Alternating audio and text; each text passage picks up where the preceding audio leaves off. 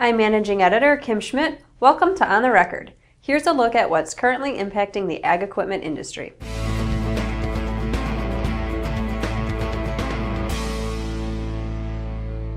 Dry weather out west is causing problems for growers as the drought lingers on, but good weather in much of the country has helped farmers get seed in the ground. The USDA reported this week that 55% of corn acreage had been planted as of May 3rd. That is nearly triple the progress that had been made a week earlier. The 55% of corn in the ground also surpassed the 5-year average of 38% planted through May 3rd. For soybeans, 13% had been planted versus just 2% the prior week.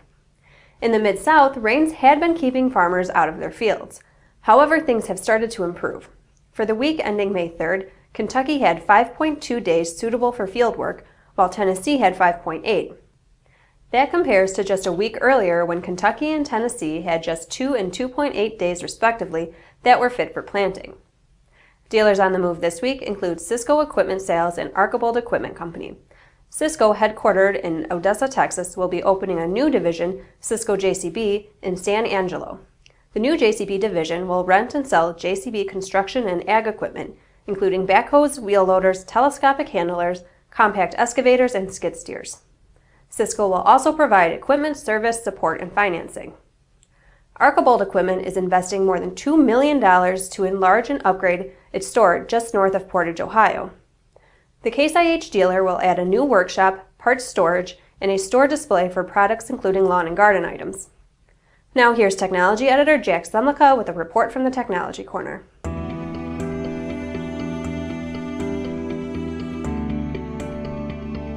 Thanks, Kim. This time of year, an equipment breakdown can create chaos for farmers and their dealers.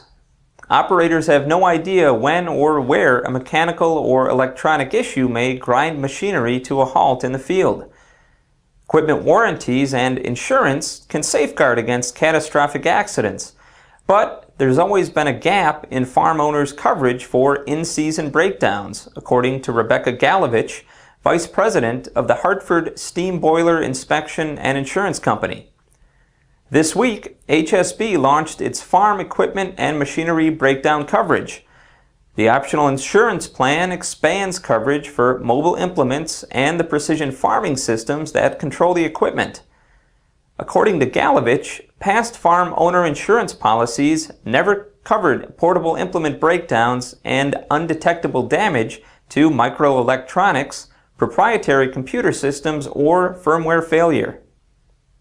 It's actually really helpful to both the farmer and the dealers because it's a type of loss that a farmer can't fix themselves, right? The microscopic circuitry type loss.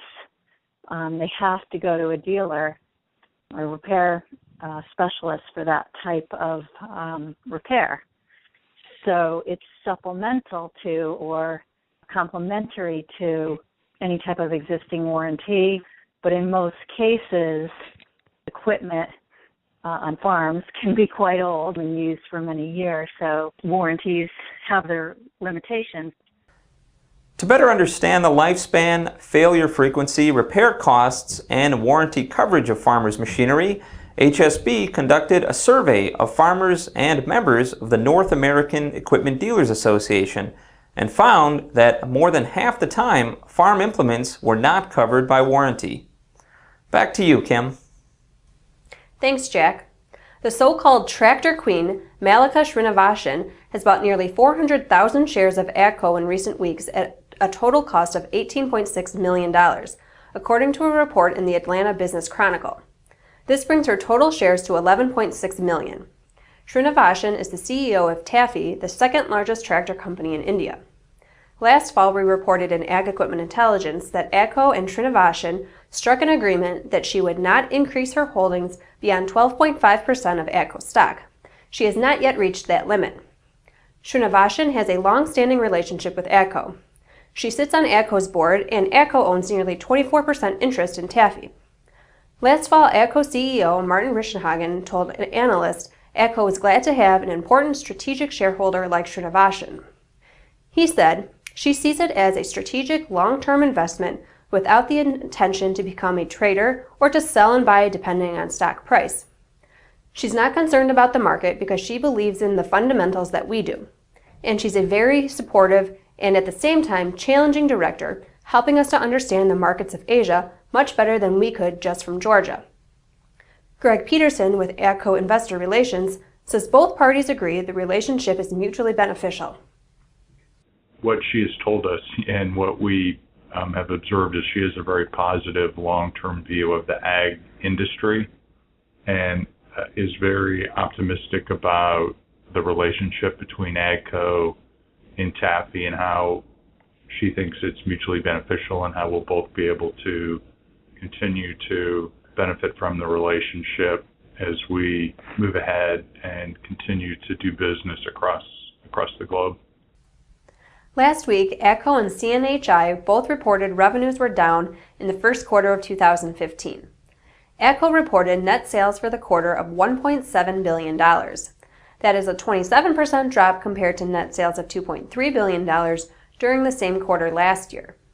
AGCO's chairman, president, and CEO, Martin Rickenhagen, says the company made substantial progress with its inventory reduction efforts and cost reduction initiatives. Production hours were reduced by 21% versus the first quarter of 2014, and inventories were lowered by over $175 million compared to March 31, 2014. He says, "We significantly reduced the size of our workforce to achieve meaningful cuts in our operating expenses. While these actions are a response to current market conditions, we are also maintaining key strategic investments in product and market development to position AGCO for future profitable growth."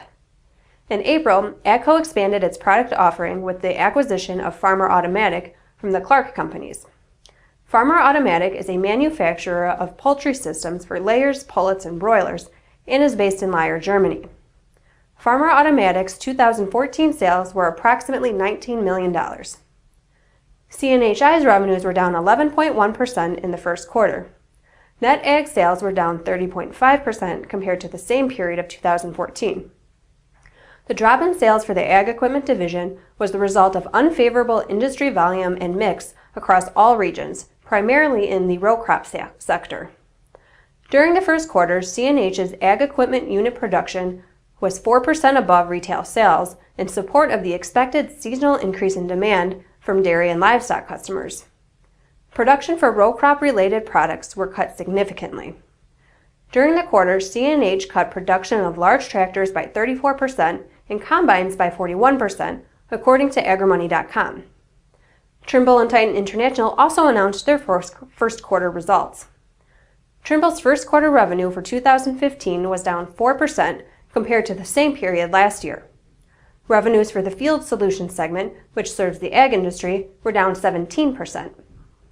Titan International's net sales were down 25% in the first quarter. North American large ag is down approximately 35%, and Titan believes it will remain that way for the balance of 2015. Ag Equipment Intelligence's latest dealer sentiments and business condition update revealed that in March, ag equipment dealers forecast 2015 sales to be down 13% on average. This is a slight improvement from the down 15% forecast in February. Their 2015 outlook has been hovering between down 10% and down 15% since November 2014. John Deere dealers are the most optimistic about 2015 sales, calling for sales to be down by 8%, while Shortline and other dealers are the least optimistic at sales down 19%. Compared to the major OEMs, however, their outlook seems positive. John Deere is predicting North American sales to be down 25 to 35%. CNH is forecasting tractor sales to be down up to 5%. The company sees much bigger drops in combines, predicting a drop-off of 25 to 30%. AGCO is calling for sales to be down 5 to 10% overall, but for high horsepower tractors to be down over 20%. And now from the Ag Equipment Archives, English company Ransom Sims and Jeffries built the first Ransom's tractor in 1903. It featured four-wheel braking with foot and hand controls. Most other tractor makers at the time didn't bother to fit brakes at all.